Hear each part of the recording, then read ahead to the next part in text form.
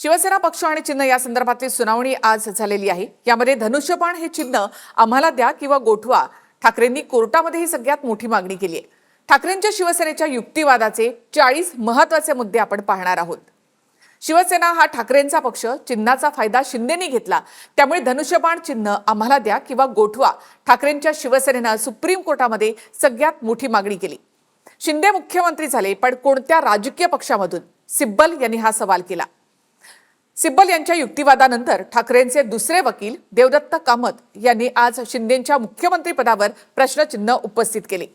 राजकीय पक्षाच्या विरोधात जात शिंदे मुख्यमंत्री झाले, शिंदे धनुष्यबाणावर निवडून आले, ते चिन्ह त्यांना ठाकरेंनी दिलं होतं। आता शिंदे म्हणतात मीच राजकीय पक्ष, असा युक्तिवाद ठाकरेंचे दुसरे वकील देवदत्त कामत यांनी केला। विधिमंडळ पत्राच्या आधारावर फडणवीस राज्यपालांना भेटले आणि बहुमत चाचणी घेण्यासाठी सांगितलं। शिंदे राज्यपालांना भेटले म्हणजे ते राजकीय पक्ष होत नाहीत। विश्वासदर्शक ठरावावर भाजपसह बंडखोरांनी सुद्धा मतदान केलं। हा सगळा प्रकार सत्तेतील लोकांनी विरोधी पक्षासोबत सत्ता स्थापन केल्यासारखा आहे, असा युक्तिवाद सिब्बल यांनी केला। राज्यपाल आणि विधानसभा अध्यक्ष पक्षपातीपणे वागले। विधिमंडळ पक्ष म्हणजे राजकीय पक्ष नाही, असं 10वं परिशिष्ट सांगतं। विधानसभा अध्यक्ष 10व्या परिशिष्टाच्या विरोधात कसे जाऊ शकतात, असा सवाल सिब्बल यांनी केला आहे। सिब्बल यांनी एक प्रकारे जोरदार युक्तिवाद केला। काहीही न विचारता निवडणूक आयोगाने पक्ष आणि चिन्ह शिंदेंना दिलं। आमदार आहेत म्हणून आम्ही पक्ष आहोत, हा शिंदेंचा दावा तकलादू आहे। आमदार असोत किंवा नसोत, पक्ष आयोगाकडे नोंदणीकृत असतो। आमदार निवडून आलेल्या काळापुरताच विधिमंडळ पक्ष असतो, असा युक्तिवाद सिब्बल यांनी केला।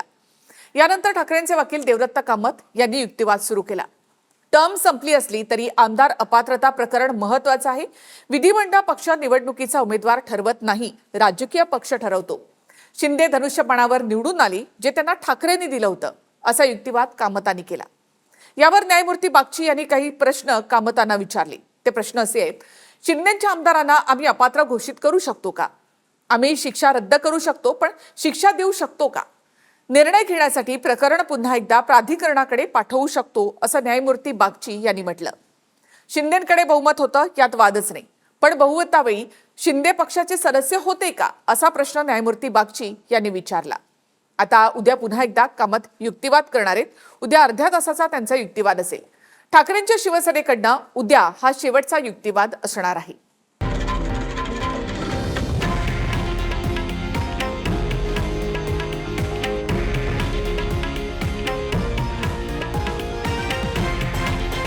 हे आहे देशातील नंबर 1 न्यूज नेटवर्क आणि आपण पाहत आहात TV9 मराठी, एकमेव।